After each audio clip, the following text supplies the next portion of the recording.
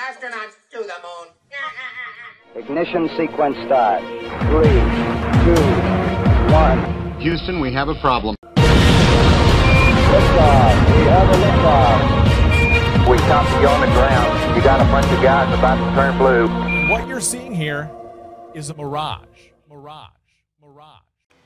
What's going on, everyone? It's Jeranism, back with another video for you today. Let's discuss the moon landings, or the lack thereof. I find it so important because if NASA went to the moon, then they know it all. The size of the sun, the distance, the gravity, the orbits. They know it all. But if we didn't go, well, that changes it all. Let's read a quote here first to start off. One of the saddest lessons of history is this. If we've been bamboozled long enough, we tend to reject any evidence of the bamboozle. We're no longer interested in finding out the truth. The bamboozle has captured us. It's simply too painful to acknowledge, even to ourselves, that we've been taken. Once you give a charlatan power over you, you almost never get it back. Surprisingly, that quote is from Carl Sagan. Of course, he is talking about religion and how we were fooled, and then when we are confronted with the evidence of the bamboozle, we reject it. It's just too painful to acknowledge.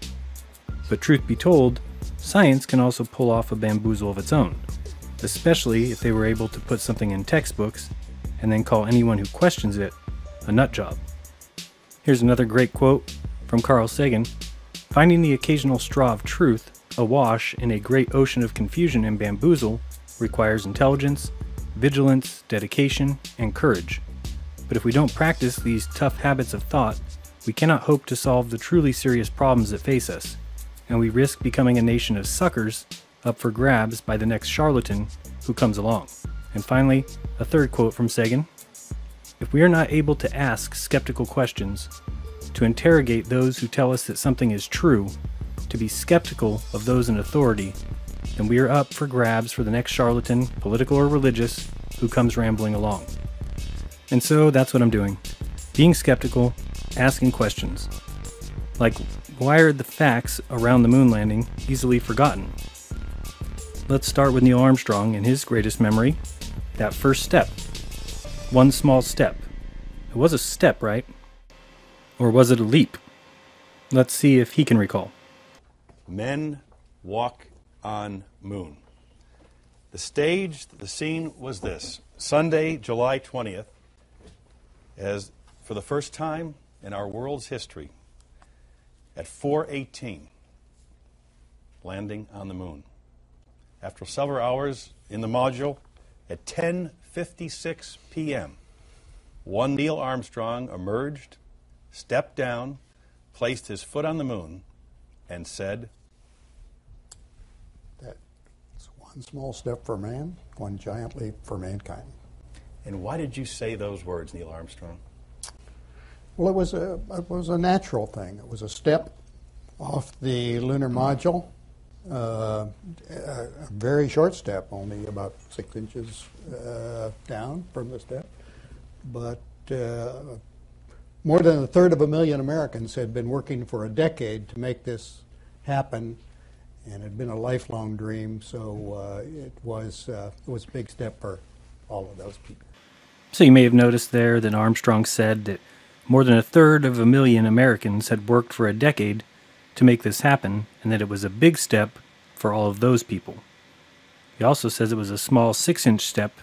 Now listen to this. Okay, I can leave that 1 foot up there and both hands down to about the 4th rung up. There you go. Okay, now I think I'll do the same.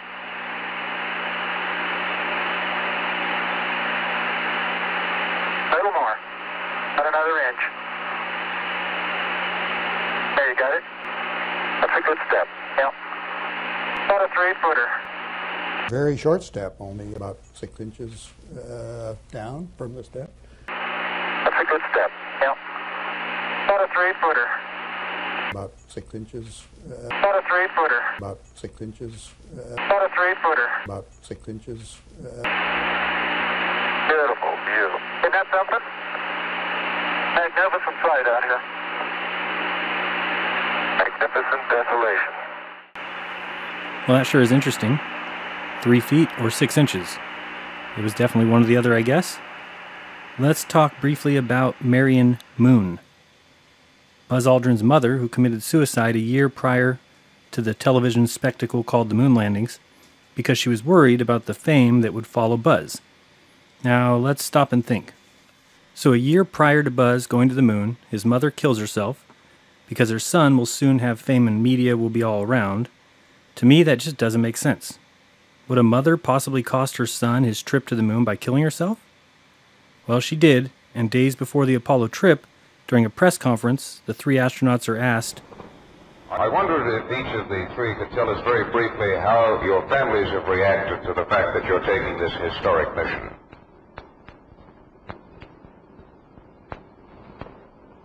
Well, who wants to take a crack?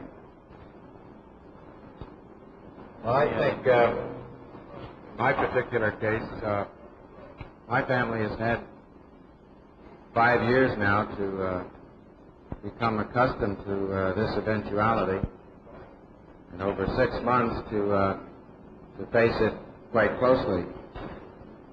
And I think they look on this as a tremendous challenge for me.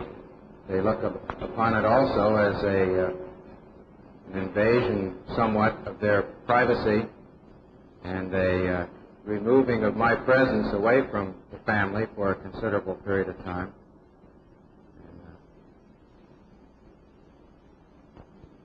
I'm not sure exactly whether this is the overriding feature over and above some of the other more pleasant aspects of the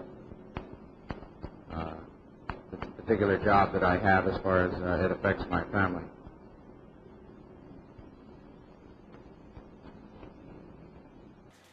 And so that was an interesting answer. Of course, he can't say his mother committed suicide because Buzz and his family, according to Buzz's book, told the coroner to lie about his mother's death and to say it was heart problems, and then only after the fact did Buzz come out and say that his mother, much like his grandfather, committed suicide. The lie was to make sure that there was no unneeded press attention brought upon Buzz or his family, but it's proof to me that lies are no big deal to Buzz Aldrin. Also, just wanted to point out on this timeline that they launched July 16th at 9:32 a.m. Eastern Daylight Time and landed July 20th, a Sunday, almost 4.5 days later. The first step on the moon was 6.5 hours after that, and then they launched from the moon July 21st, 1969 at 1:34 p.m. Eastern Daylight Time and splashed in the ocean 3 days later on the 24th of July at 12:50 p.m. Eastern Daylight Time. An estimated 600 million people watched the Apollo moon landings live on TV, a record that stood until the wedding of Princess Diana in 1981. Remember, they wanted everyone watching live, and that's why Nixon made the federal and state governments, as well as city employers, give employees the day off on July 21st. So let's think. Do you really think the government would want people watching live if something were to go terribly wrong? What an embarrassment if this great moon race was capped off with a huge American disaster as the lunar module crashes to the moon while millions of Americans watch live with their young children. No, isn't going to happen. They knew exactly what they were doing. They knew everything would be just fine. And remember, we went to the moon 6 times during a span of 4 years. And how many presidents were in office for all those moon landings? Do you remember? Nixon? You're right, there was one. Just Dick Nixon. I welcome this kind of examination because people have got to know whether or not their president's a crook. Well, I'm not a crook. And remember, Aldrin, Collins, and Armstrong would not even swear on the Bible that they went to the moon. Armstrong was even offered $5,000 cash to swear on the Bible that he could have given to charity. He declined, saying to Sibrel, "Knowing you, Mr. Sibrel, that's probably a fake Bible," which makes 0 sense. And you can add to that the fact that every Apollo mission made its own patch, and all of them were filled with their names, except Apollo 11. Again, important to point out the launch day of July 16, 1969, and the importance of Stanley Kubrick writing into his contract that he wanted Eyes Wide Shut to be released on July 16, 1999, the 30-year anniversary of the Apollo launch. Now, that did happen, but Kubrick didn't get to see that happen as he died on March 7th, 1999, which was only 4 days after he showed the trial cut to Warner Brothers and 6 days after he showed it to the stars and his family. So one interesting thing is that March 7th, 1999 is the 66th day of that year. Also interesting is from that date of March 7th, 1999 until the end of 2000, the end of the millennium, was exactly 666 days. The next day being 1/1/2001, and of course we all remember Stanley Kubrick's film 2001: A Space Odyssey. So yes, 666 days until the start of the new millennium. Now some people might say, wait a second, the new millennium started January 1st, 2000. But that's not exactly correct. Remember, 1999 and 2000 are both a part of the 20th century. We're now in the 21st century because the last year of this century will be 2100. Just look at it this way. To make a millennium, you need 1,000 years. So 1,000 is included with the years 1 through 199. That gives us the first 1,000 years. So 2000 is included with the second 1,000. 1001 through 1999 plus 2000 equals another 1,000 years. So the question becomes, why did Kubrick want the movie released on July 16, 1999, which is 30 years to the day that Apollo launched for the moon? And another question for NASA fans, space fans, Mars or Elon Musk fans, why? No, I'm just kidding. If an asteroid or meteor were to hit Earth and it was big enough, humanity could be gone, right? Just like that. So everyone says we have to colonize Mars, but nobody asks, why in the world would we not have a base with 20 or 30 people on the moon? Think about it, because these are important questions. We've been there 6 times, and this would protect humanity from destruction. If a giant meteor ever hit Earth, we'd be able to repopulate. But we have no moon base. Why not? Well, pretty simple, because we can't go. That's why.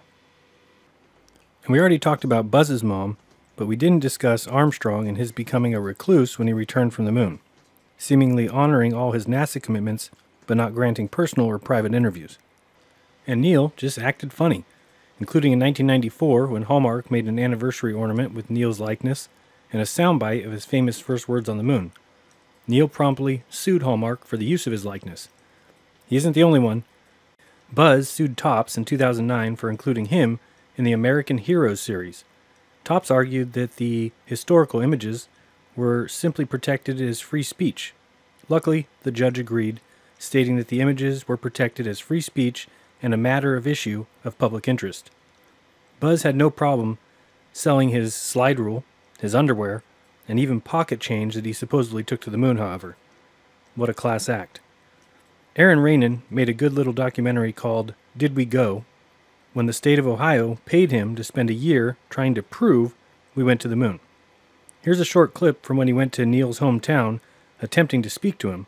There's a link in the description that will take you to Aaron Rainon's YouTube page. All right, 5 till 2 at 700 WLW. Mike McConnell, guest again, Mr. Aaron Rainon. Making a documentary film trying to prove we went to the moon, and it's not all that easy to do, apparently. Our lines are jammed, everything but the Neil Armstrong hotline, which today only is 749-3700. You have about 5 minutes left, Neil, to check in if you can. Donna, how are you? I believe we went to the moon. What proof do you have? Well, I don't have any, but I just, in my heart, I believe that we did, and I don't think the American government would think that the American people would be that stupid. What have you uncovered, Aaron? Well, I am trying to prove it. And really, I can't find any hard evidence. But I thought it was going to be an easy thing to prove. Suddenly we have... It's not all that provable. It's not that provable. With no luck at the radio station, I head to Wapakoneta, Ohio, birthplace of Neil Armstrong and his boyhood home. Did you know Neil Armstrong? I don't want to make any commitments. Oh, have you met? You knew Neil Armstrong? What was he like? Nice guy. Can I talk to you about it just for a sec? I don't think so. I'm busy right now. I'm leaving. Okay. I'm sorry. Did you ever meet Neil Armstrong? Yeah. How would you describe Neil? I have no words for that. I don't know who you are, so I'm not there. We're hitting the town. I just met him. Why are people putting up a wall between me and Neil? Next, we have a rare Neil appearance to discuss the budget concerns. Listen carefully and try to count the uhs. So, here's Neil. About a year and a half ago, the president announced a budget for the space program that included canceling the manned exploration components of our program. And we were, the three of us were all very concerned about that and made our concerns known to the public and to the Congress and to the administration. And so thanks to interest in the Congress, they set about modifying the authorizations and appropriations to complete as much exploration matters as they thought would be conceivable with the budget available. That's the work in progress right now. We have made some progress. We will, the three of us and many others of our colleagues are going to be continuing to express our hopes and perhaps change the course of our NASA policy.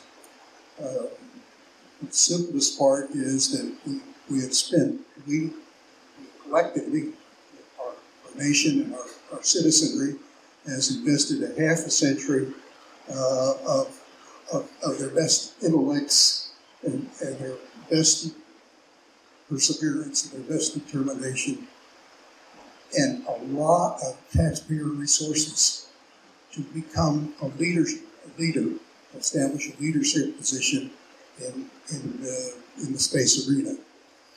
And we recognize that for any organization to maintain a leadership position requires that they continue doing their job very well. And so the fact that we essentially right now have a space station which is built by funds of many nations, but more than 90% came from the United States, and it's an enormous expenditure to build that space station and not have any access for ourselves. We have no access right now. The United States has no access to take our people to that space station and back, or to go any other place. And we'll have no such access for a substantial period of number of years in the future is very, very discouraging to those of us who think this was a very good investment for Americans and their colleagues in the international community over the past decades. So we're going to keep working on it,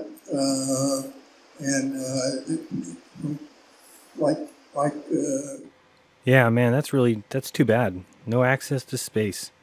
Poor babies. All we need to do is actually think about the things that NASA does, and that should prove that they're nothing more than tax money thieves. For example, the shuttles. Enterprise, which could never even go to space, Columbia, Challenger, Discovery, Atlantis, and Endeavour were all made, 2 of which were destroyed, but at a total cost of $200+ billion. These NASA-designed orbiters could actually do everything you needed it to do. Think about it. We had a vehicle that could go to space. It could get into orbit. It could dock with the ISS. It could fix satellites and do all that's needed, except get more money. Those shuttles, they suck. We can't get more funding with these things. Scrap them. This way we can ask for more funding. I mean, just think about it. Who in their right mind would just get rid of the shuttle and then go around complaining that we have no access to space? It's not my fault. We're now going to listen to Jim Lovell And listen carefully because he gives away the secret that you can hear almost from every astronaut, from Neil deGrasse, all these guys. They'll tell you the truth of why we have the space program right here if you listen carefully. Other than the prestige that we all got from the space program, it was the spur to education for the young people. The three of us, almost every week, meet people now in their late 40s or early 50s who were, youngsters when we were doing the flying, who spurred them on to, become engineers or doctors or businessmen. Anyway, to improve their careers. This is the one thing when the space program becomes a thing of the past that we're going to lose, is not just what we can accomplish in space, but also what it does to our young people that are growing up to want to follow through and do something that they think they really would love to pursue. Now, before we move on to the live ABC broadcast, I have a question. Astronauts are weightless because they're falling, right? And missing the curvature of Earth. They're falling around the curvature, which keeps them in orbit. Okay, I get that. So I wonder, why did they float on the way to the moon? Well, let's see if this educational film will help us at all. And again, I say, as I say all the time, don't trust me on any of this. You need to do your own research. Some people out there, fans of science, don't like questions being asked. They don't like you doubting or questioning the almighty NASA. But I, on the other hand, think it's quite important to ask as many questions as possible. And the first, why do they float on the way to the moon?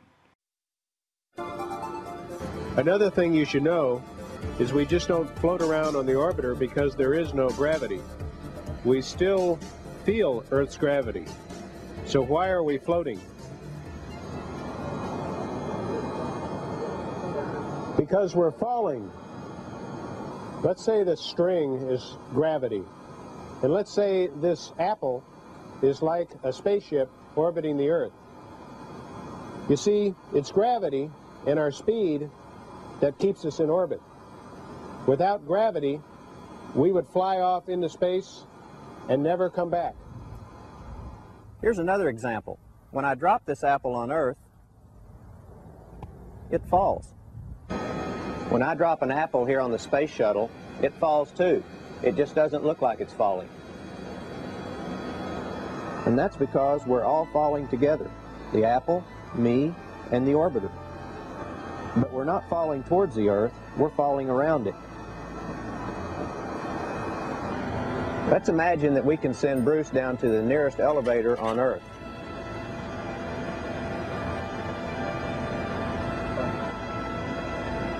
The elevator is going to the top of a very tall building.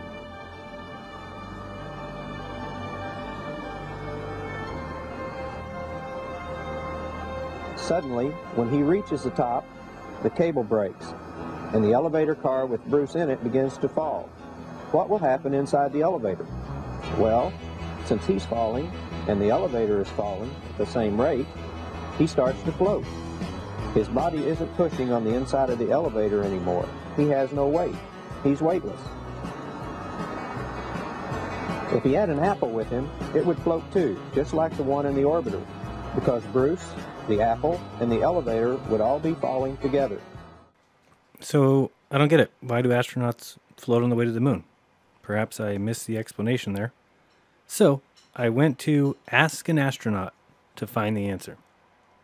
And the question was, if astronauts float in Earth orbit because they are falling to Earth, why do astronauts experience zero gravity en route to the moon? Thank you, Phil Gartner. The answer from the astronaut? The common situation for the astronauts is that in both cases they are in free fall, falling solely under the influence of gravity. When I was on the shuttle, I was falling around the Earth under its gravitational tug. Same for ISS astronauts today. They fall towards the center of Earth, but their speed is such that their curved falling path carries them around the curved surface of the Earth. They never hit the ground, fortunately. The Apollo astronauts, on their way to and from the moon, were still in an Earth orbit, still falling around the Earth. When close to the moon, they fell under its gravitational tug and entered lunar orbit, thus falling around our natural satellite in the same way. A Mars-bound spacecraft is actually falling around the Sun in a solar orbit, until it encounters the gravitational field of the red planet. In each case, astronauts experience freefall.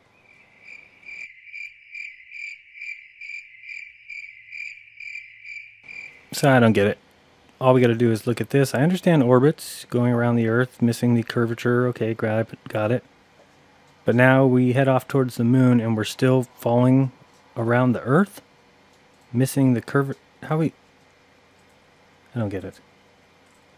Anybody else? Please inform me, because I think it's just, I don't know. I think Lawrence Krauss best describes NASA. And as I was saying to someone else the other day, NASA doesn't know its ass from a hole in the ground when it comes to fundamental physics. I mean, really, it embarrasses me and offends me. Hey, that's cool. We do have something in common. It embarrasses and offends me as well. So, let's now watch the ABC live telecast, and we'll start with the ill-advised words spoken years ago that started this whole theft agency in motion. We choose to lie to people. We choose to go to the moon. We choose to go to the moon.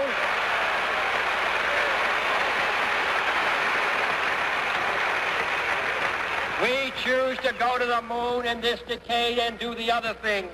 Not because they are easy, but because they are hard. And if that goal proves to be difficult or impossible at best, then we will take our energy and kill anyone who challenges or is unwilling to accept.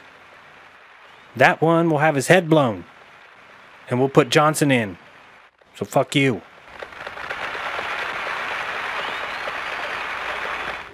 ABC News presents Footsteps on the Moon, the flight of Apollo 11. Good morning, ladies and gentlemen. I'm Frank Reynolds at ABC Space Headquarters in New York. It is July 16th, 1969, and we are all about to witness the fulfillment of that promise that President Kennedy made at Rice University Stadium in Texas on September 12th, 1962. The moon that still has not set in some parts of our world has only a few more days of what you might call untrammeled history. These three men are about to embark on certainly one of history's most glorious adventures. Commander Neil Armstrong, Lunar Module Pilot Buzz Aldrin, and Command Module Pilot Mike Collins. And so we'll now watch a few of these segments, and many times I'll be chiming in to point out the hilarious. We just saw Frank Reynolds. This time, we do it my way. No, not that Frank Reynolds.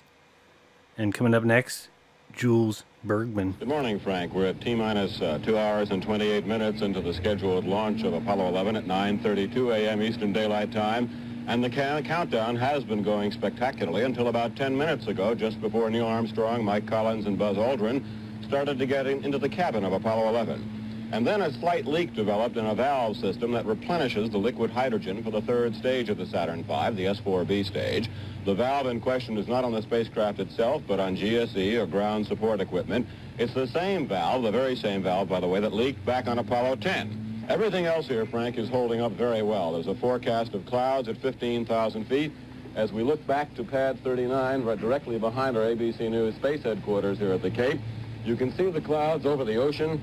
They haven't yet truly developed over the land area, and if it stays this way, everyone in the country and millions of people gathered around Central Florida will get a spectacular eyewitness view of Apollo 11 and the Saturn V lifting off.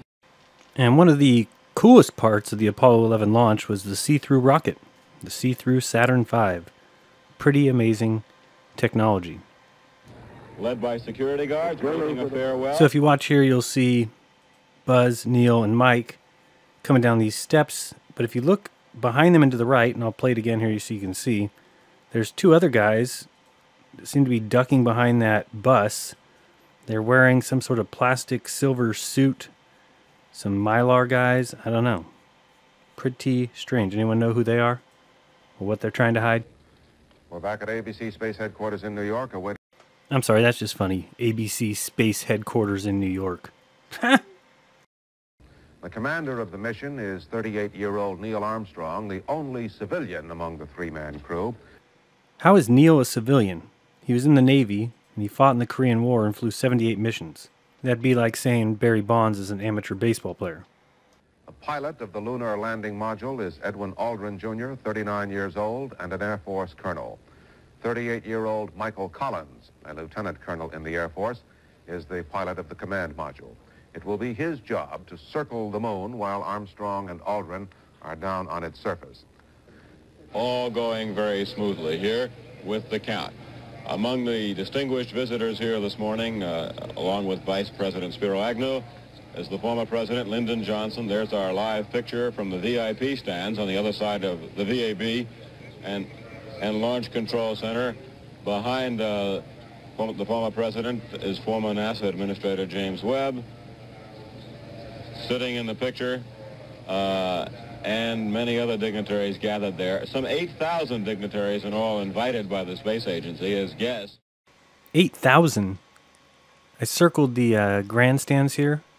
I think they might seat 80, possibly 90 people. Here's a view from the parking lot, and you can see underneath that red arrow way back there, that's your little launch complex. So good seats, you know, you get to see everything. Here's the view from above the media tent. You can see that distance is about 3.5 or 4 miles to the launch complex there. Let's have Jules Bergman tell us how this all works. The Apollo 11 craft and rocket. Apollo 11 contains the lunar module, or LEM, which will weigh more than 32,000 pounds at launch time. The command module serves as a flight operations center and living quarters for the astronauts. After the third stage rocket sends Apollo 11 toward the moon, the onboard service module engine will be used to put the astronauts into lunar orbit and later to return them home to Earth. The total payload, nearly 100,000 pounds, rests on a Saturn V rocket. The first stage generates 7.5 million pounds of thrust at liftoff. The second stage will carry the Apollo spacecraft and astronauts to an altitude of 100 miles. And then the third stage breaks Apollo 11 out of Earth orbit and propels the astronauts toward the moon. And this is what Eagle, the lunar module on Apollo 11, will look like after its legs are, its gear is put down after translunar flight has begun and as it heads toward the moon. In addition to this black and white covering, of course, it's covered by gold and black thermal foil, if you will, mylar foil, and black foil to protect it from heating as it heads around into lunar orbit and then down toward its descent on the moon. But essentially, that's what the vehicle looks like, a very ungainly machine. The astronauts still call it a thin, light-walled flying machine, a thin, light-walled structure, but it has proven to be one heck of a good flying machine on 2 flights now, Apollo 9 and Apollo 10. Even Jules can barely describe it. See him giggling? Gold and black, thermal mylar foil. It's an ungainly machine. I guess homeless tweaker shelter wouldn't have gone over too well. If you think the LEM could descend to the moon and break with no atmosphere, you are what they call a fanboy. Or girl. Fanboy or girl. And counting. Neil Armstrong just reported back. It's been a real smooth countdown. We passed the 50-second mark. Power transfer is complete. We're on internal power with the launch vehicle at this time. A few things I want you to watch on this takeoff. Watch the rocket, the Saturn V, as it takes off, and you'll notice that it takes off and kind of starts going sideways, lifts a little bit more, it's a little more sideways, and all of a sudden they switch cameras and it's right back. I'm going to call bullshit. Also, keep an eye on the speed as it takes off from the pad, and Jules Bergman makes a little joke that it's moving slowly. 40 seconds away from the Apollo 11 liftoff.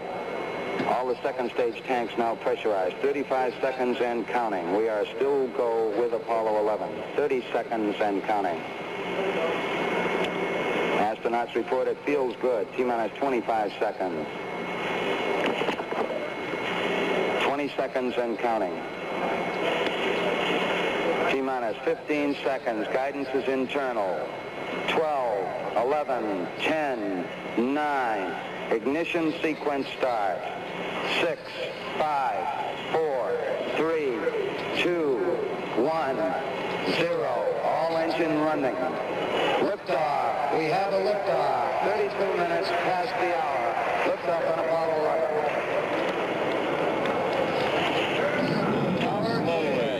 We got a roll program. pitch program, which puts Apollo 11 on a proper heading.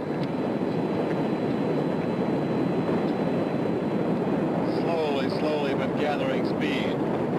Going beautifully, burning hot. Plus 30 seconds. Roll complete and efficient program.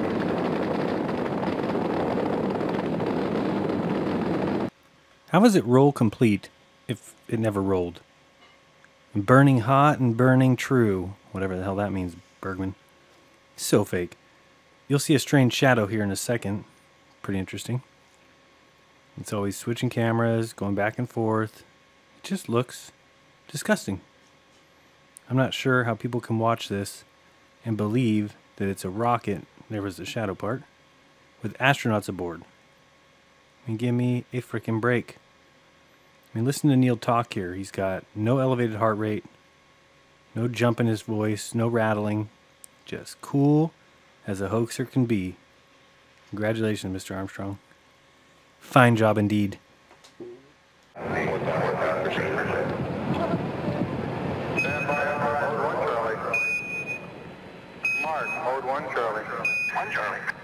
And just watch the changes in the plume of smoke and the rocket angle for the next few seconds. I mean, we've got it almost going vertical here. Go ahead and keep an eye on it from this point on. Inboard cutoff. Inboard engines out. I'm inboard cutoff. Inboard cutoff exactly on schedule. Apollo 11 now 3,000 miles, now doing 3,650 miles an hour. Downrange 35 miles, 30 miles high. Standing by for the outboard engine cut down now.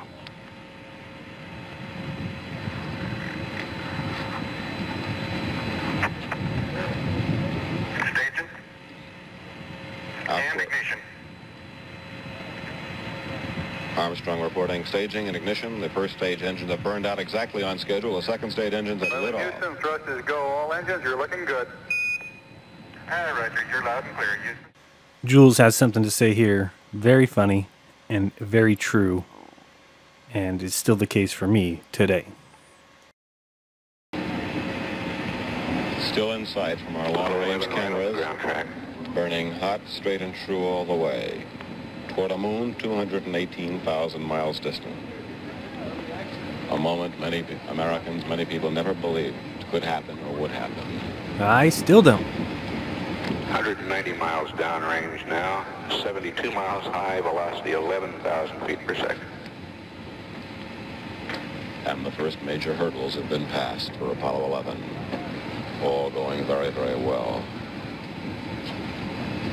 The first minutes of a 195-hour-long flight, ticking off almost without tension, almost like a regular airliner takeoff, but for the thunderous roar of the flame of the Saturn. Booster says it's looking good at 5 minutes. Well, then, Houston, you are go at 5 minutes. Roger, Apollo 11, go. We're hearing Neil Armstrong live, reporting back to booster control, Capcom in mission control. 270 miles, altitude 82 miles, velocity 12,472 feet per second. Fly to S4B to COI capability. Okay. That's 9,000 miles an hour. S4B to COI capability. That's 9,000 miles an hour. Confirmation that the Apollo 11 could now get into orbit using the S4B if necessary. In your living room. Oh, thank you. You all are coming through beautifully, too. Very clear communications this morning. Very clear air-to-ground from Apollo 11. That's Capcom Bruce McCandless. You hear talking from Houston Mission Control. And occasionally Flight Director Cliff Charlesworth in the background. And occasionally Neil Armstrong from in a basement somewhere. I wonder why the communications are working so well. Moon landing. Picture finally. Our cameras are now at pad 39, viewing that water deluge or dowsing system we told you about. Hundreds of thousands of gallons of water, saving the pad from being all but wiped out by the heat and the flame. When the third stage is fired, the astronauts will then be inserted into an Earth parking orbit.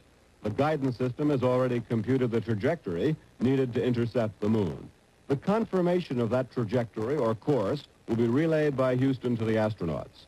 2 hours and 40 minutes after launch over the Pacific, the third stage engine will be restarted, and when an escape velocity of nearly 25,000 miles per hour is reached, Apollo 11 will be injected into a translunar trajectory. Soon after, the panels of the spacecraft's lunar module adapter are jettisoned. The Apollo Command and Service Module then separates from the booster. The astronauts start the docking maneuver, rotating Apollo 180 degrees, and then, using their small thruster rockets, dock with the LEM. The third stage will be jettisoned when the docking maneuver is completed about 2 hours after translunar injection. The astronauts, using star sightings backed up by mission control, guidance radar, and computers, then work up the data to make mid-course corrections and set their course to intercept the moon 3 days later. Depending on how accurate the rocket engine burns to get away from Earth, none or as many as 3 mid-course corrections may be needed. Apollo's speed decreases from 25,000 to less than 4,000 miles per hour en route. Then, near the moon, as lunar gravity begins to exert its influence, the speed of the spacecraft increases up to 6,000 miles per hour. All right, we now have a picture from Apollo 11, so let's go to Houston for the conversation between the spacecraft and Houston, and we'll see these pictures. There's the Earth. The Earth from 130,000 nautical, or about 149,000 statute miles. 150,000 miles. Does anyone believe they actually live there? The ball Earth, just floating in the blackness of space due to gravity, with no stars. Yeah, I know. Earth is so bright, can't see any of the stars. You see, somebody keeps getting in the way. It was a shot. I think they'd get out of the way, since they're faking this. This, folks, is fake. Uh-oh. Watch out. The blackness of space is overtaking part of the Earth. How could that possibly happen? With the camera up against the window. How could something black get in the way of the Earth? I wonder. Alright, and now what I'm going to do is prove that this was not filmed live. It was broadcast on ABC as if it were live, but we're going to match it up with the transcript and show clearly that there is a whole bunch of conversation that has been taken out. So see if you can follow along with this transcript. All right, we now have a picture from Apollo 11, so let's go to Houston for the conversation between the spacecraft and Houston, and we'll see these pictures. There's the Earth. The Earth from 130,000 nautical, or about 149,000.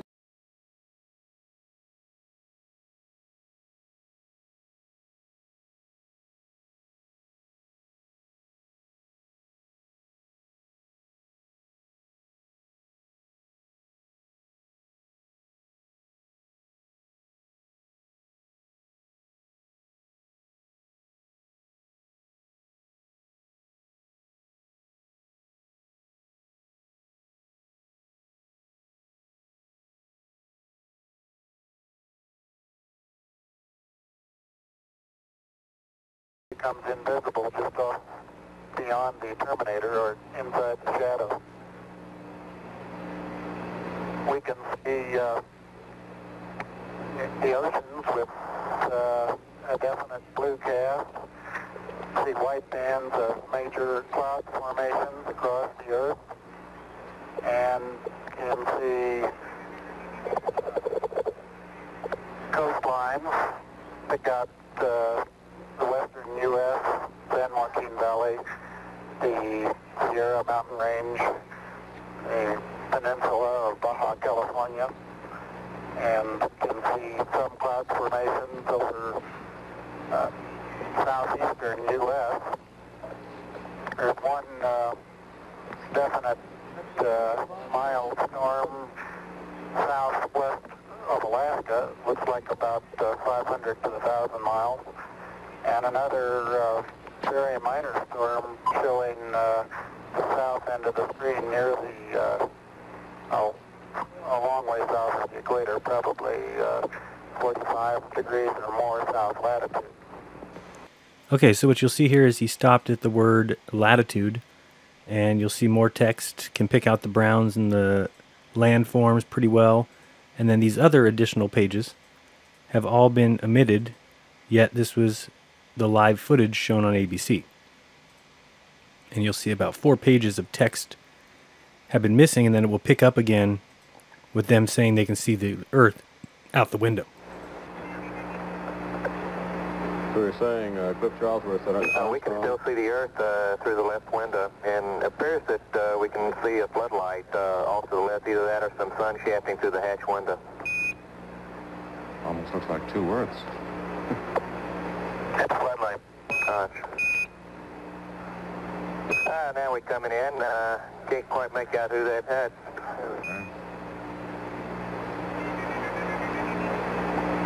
That's Big Mike Collins there. Well, you got a little bit of... Yeah, hello there, Split Fence. You got a little bit of me, plus Neil's in the center couch, and Buzz is doing the camera work this time. Roger, it's a little dark now, 11. Maybe a bigger f-stop might help. Yeah, that didn't work. It's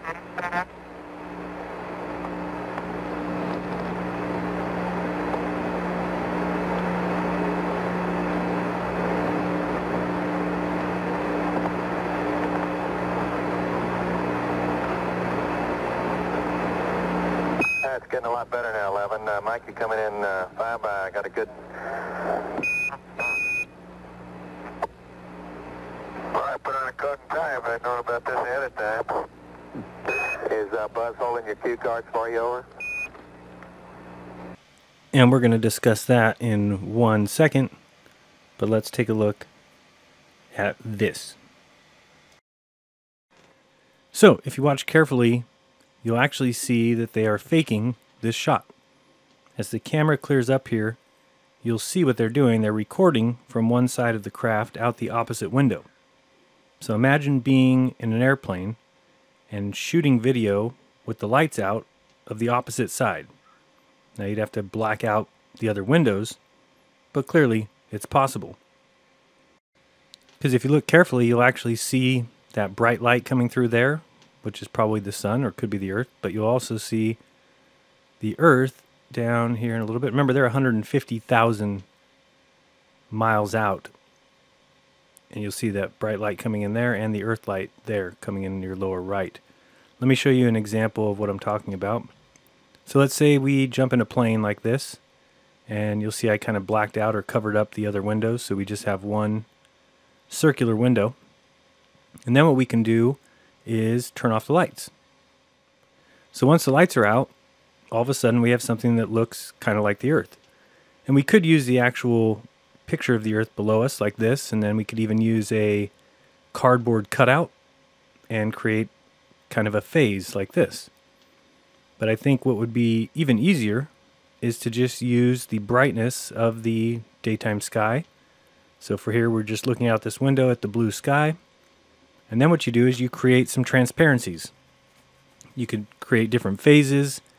You can create different sections of the Earth. Then all you need to do is slide one of these transparencies over the window. So you'll see here we slid the phase Earth over the window. And that looks pretty impressive. Here you can see we take the other one instead.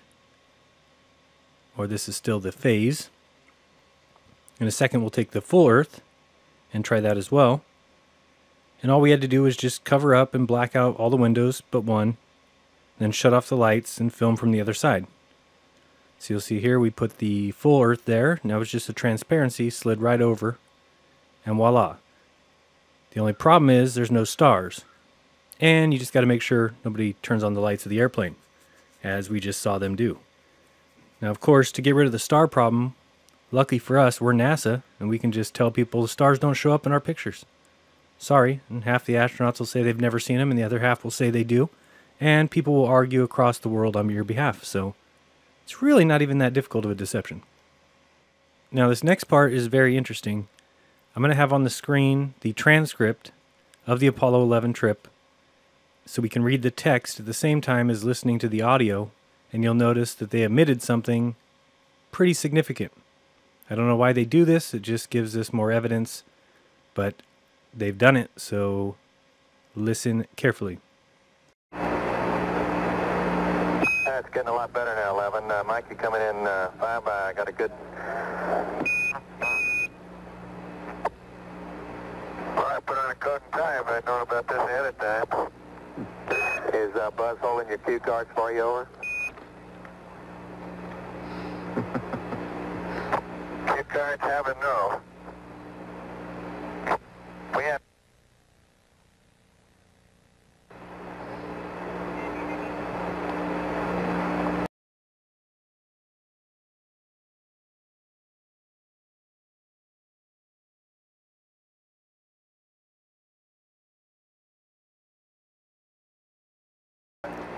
So we'll watch this one more time. Mike says, I would have put a coat and tie on if I'd known ahead of time.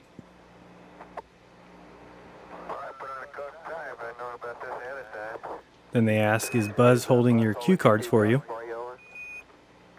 And he says, cue cards have a no. We have no intention of competing with the professionals, believe me. Removed from the video feed that was live on ABC. Probably because, let's see here, who uses cue cards? Pretty sure actors use cue cards. And I'm pretty sure they just said we have no intention on competing with the professionals. Which means they are acting as actors. Jump in, and that seems more at home. Roger, it looks like Neil is coming in 5 by there. 11, Mike, see you in the background. The definition is really outstanding. The colors are good. It's a real good picture we're getting here of the Commander Armstrong. And if you want to see the remainder of the ABC live telecast, I have the link in the description so you can check it out, but we're going to move on.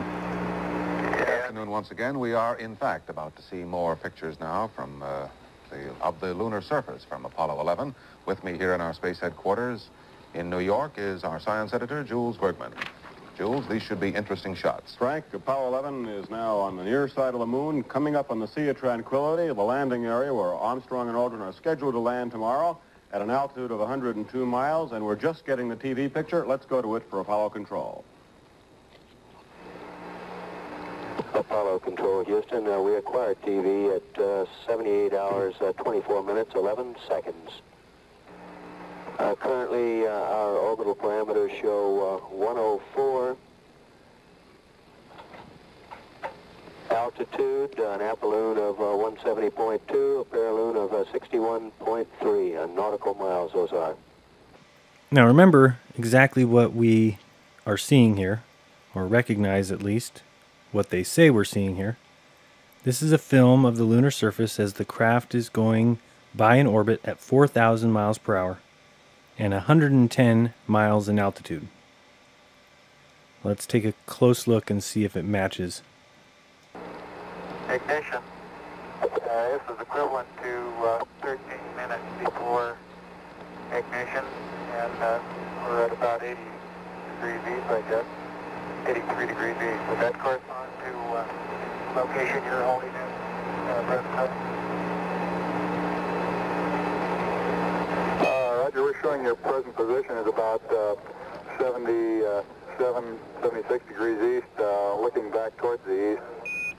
So now look at this and ask yourself, is this what it would look like if you were going 4,000 to 6,000 miles per hour, only 110 miles from the surface of the moon?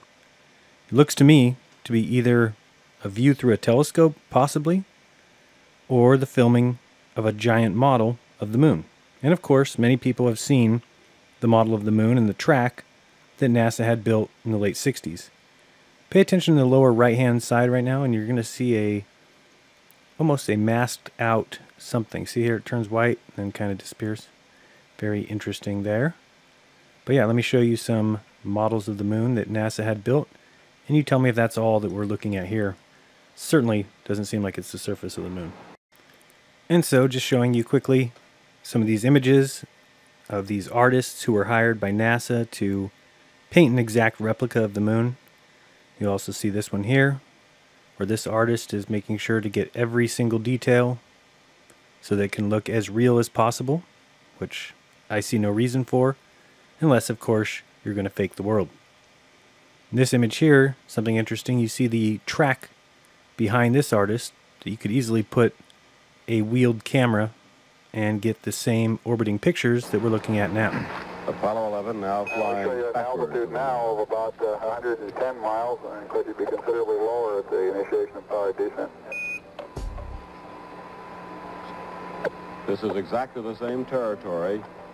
Eagle, the lunar module, will be flying over tomorrow as it begins its powered descent toward a landing on Lunar Landing Site 2, now about 100 miles to the west of where we are. Look at register 3 on the Disky theta. Theta is increasing toward my desired 315, and I'll let the hand controller alone here, and I'll bet you it reverses itself. They're just now passing out of Smythe Sea, heading along the lunar equator toward the Sea of Tranquility. And we should be seeing the craters Gilbert and Kastner shortly to the south of their flight path. Roger 11, we're watching the Disky now, and still coming in beautifully on the TV.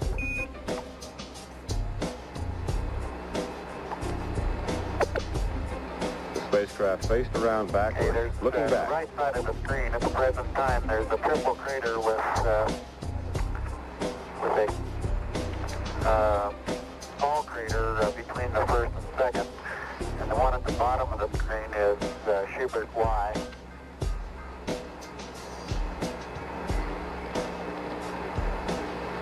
Zoom in, it does have a central peak in Schubert Y. Actually several of them, and you can observe those. But the rim craters at the bottom of your screen. Roger, we're seeing the central peak quite clearly now.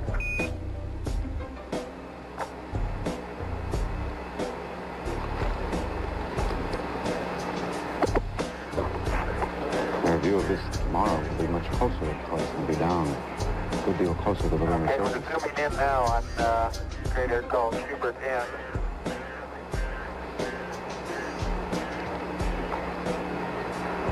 Schubert N, very conical inside wall, and the bottom appears to be nearly flat. Look at data on the Disky. It's stabilized and is holding steady now. Roger. Looking out the window, I can see a number of small craters on the bottom of Schubert N. We're coming up on the Foaming Sea, where I'll be doing some P-22 marking on a crater of my choice, name of Crater Camp. Okay, we'll be watching for Camp. Alright, what I've done at this point is I've taken this footage and played it back at 4 times speed to see if we can see anything like we would expect. At 4 times speed, this would be going as fast as the ISS, except that the ISS is at 250 miles high, and this is only 110 miles high. So the ground should be moving considerably faster. Go ahead and ask yourself if you think this looks at all legit. To me, it's just more proof to add to the plethora of evidence that we have, the preponderance of evidence, that's for you, Bob, to show that there's no way this craft is above the moon. Sorry, NASA. Should just tell the truth. And NASA fanboys, I really am sorry. But we should really be proud of things that we've actually done and not hoaxed scientific expeditions that never happened and have been put in school books and textbooks and taught as truth. It's embarrassing.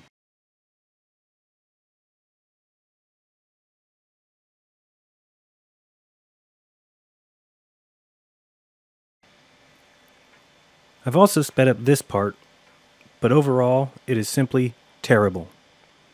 How can anyone believe this is the moon, or that this craft is going 4,000 miles per hour, or that they are 110 miles above the surface, or that 6 times 50 years ago we sent humans 240,000 miles with the technology of a Game Boy, that we docked and undocked, landed and launched, conducted phone calls, filmed live footage, and beamed it all back home. That it was so easy, and yet we've never been back? I mean, anybody who thinks those things needs to really research this stuff, or you can just be like Joe Rogan.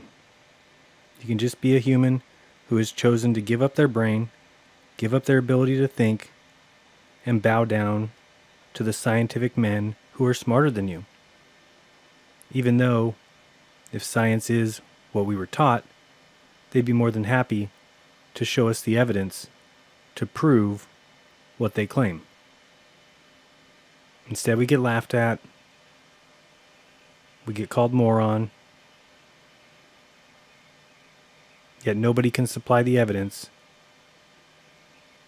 that should be readily available if you're going to teach children in 2nd grade about where they live as scientific fact.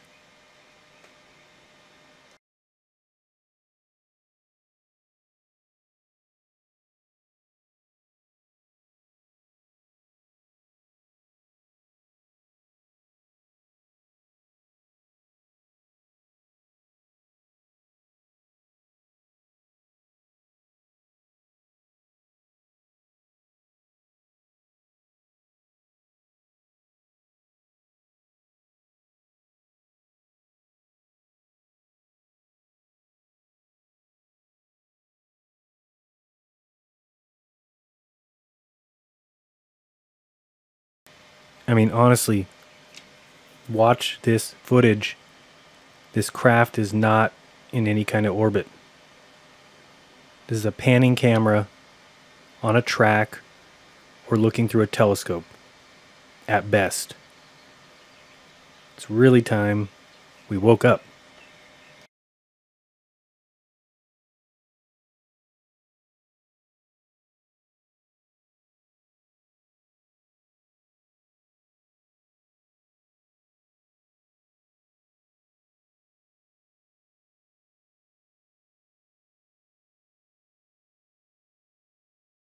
Well, it's in a way 1,000,000 light years between the flight of the Wright brothers at Kitty Hawk, but it's not so very long at that when you stop to think of the actual calendar time. But of course, there have been tremendous strides. Nobody could have dreamed, no realist, I guess, could have dreamed at the time of the Wright brothers' flight that less than 70 years later, people would actually be on the surface of the moon. Here, Frank Reynolds takes a second to sit down with Neil Armstrong. Very interesting and extremely telling answer to this question. It's all about resources. You're supposed to be, and you are, a pilot, not a philosopher, but you are going to be the first man to land on the moon. You must have thought well beyond the technical, purely scientific aspects of this mission. So I want to ask you really kind of an impossible question, but you're the man to give the answers. What do you think this mission will tell us about man? If we are successfully able to execute a touchdown and return, it's going to give us an unmeasurable amount of confidence. I think that's probably the greatest result of the flight. It's going to assure those people who have been spending long hours late at night for many years in the computer labs across the street and in the simulations over in the other building and the program offices that the almost staggering technical job that they tackled is in fact possible for man to conquer. And given that confidence, we will then be in a much better position to accurately judge what we should tackle in the future.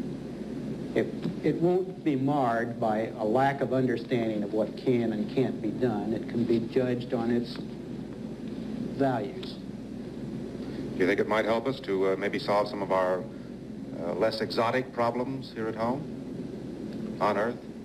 Well, I certainly hope that that we would take the more successful approaches that have been used in this kind of a program and find ways to apply those approaches to other problems. I don't necessarily agree that just because these people have in this approach have been successful that we should take their resources away from them and give them to some other people who have been less successful in their endeavors. I get the impression you think we might be able to do both. Well, I certainly think we can. We're a great country. We have a lot of abilities, and when we direct our efforts toward an understood goal, we usually solve the problems. You know, I think I was wrong in putting that question to him in the way I phrased it. He is a philosopher, too, as well as a pilot. He's a young man who means what he says and says what he means. Next, we're going to pay attention to 3 specific answers from the press conference that took place after Apollo 11. First thing you should notice is the demeanor and the stature, the body language of these 3 gentlemen who supposedly just got back from the greatest mission of all time in going to the moon. At this time, I'd like to introduce the Apollo 11 crew, astronauts Neil Armstrong, Michael Collins, Edwin Aldrin. Neil?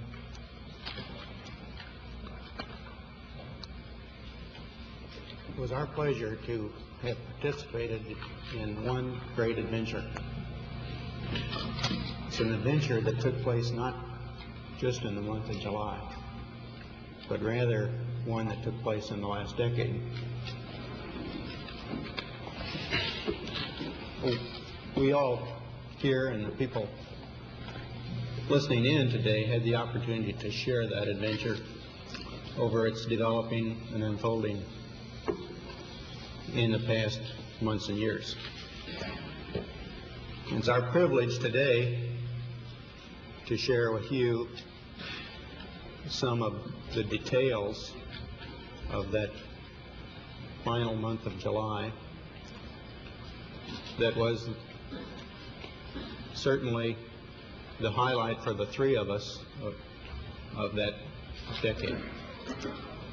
We're going to divert a little bit from the format of past press conferences and talk about the things that interested us most, in particular the things that occurred on and about the moon. We will use a number of films and slides which most of you have already seen, and with the intent of pointing out some of the things that we observed on the spot which may not be obvious to those of you who are looking at them here from the surface of Earth. And here's a very interesting comment from Michael Collins about the distance they were from the Earth.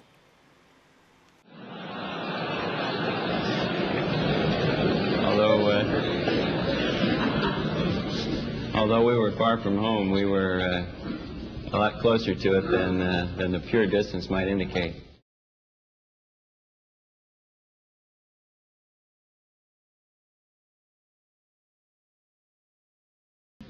Many of us and many other people in many places have speculated on the meaning of this first landing on another body in space. Would each of you give us your estimate of what is the meaning of this to all of us? I think this answer by Buzz is one of the most telling answers to any question about the moon landings I've ever heard. Listen carefully. Well, I believe that what this country set out to do was something that was going to be done sooner or later, whether we set a specific goal or not. I believe that from the early space flights we demonstrated a potential to carry out this type of a mission, and again it was a question of time until this would be accomplished.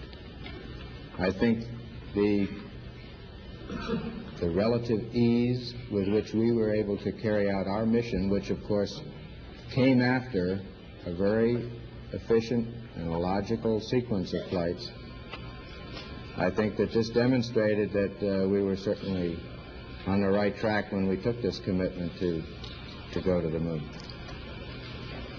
I think that what this means is that many other problems perhaps can be solved in the same way by taking a commitment to solve them in a long time fashion. I think that we were timely in accepting this mission of going to the moon. It might be timely at this point to think in many other areas of other missions that could be accomplished.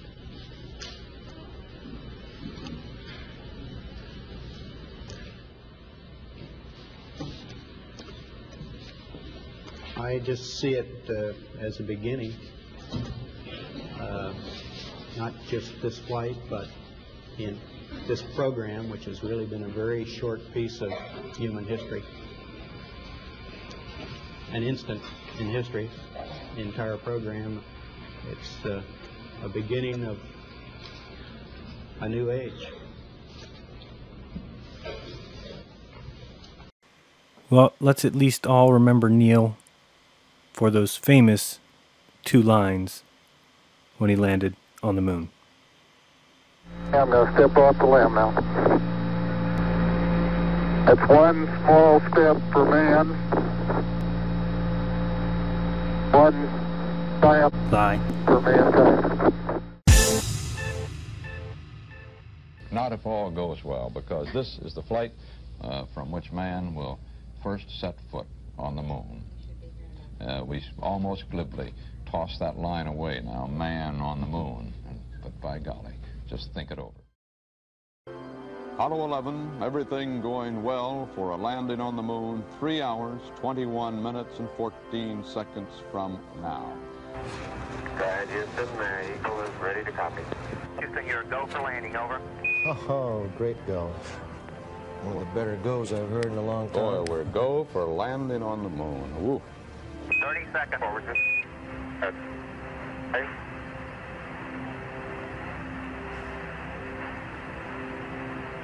Contact light. Engine arm on. We're home. Man on the moon. Houston, Oh, jeez. Tranquility Base here. The Eagle has landed.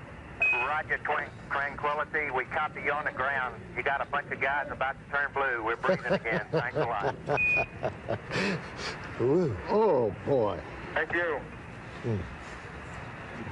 Boy. Okay, we're going to be busy for a minute. There's that foot going down. There he is. There's a foot coming down the steps.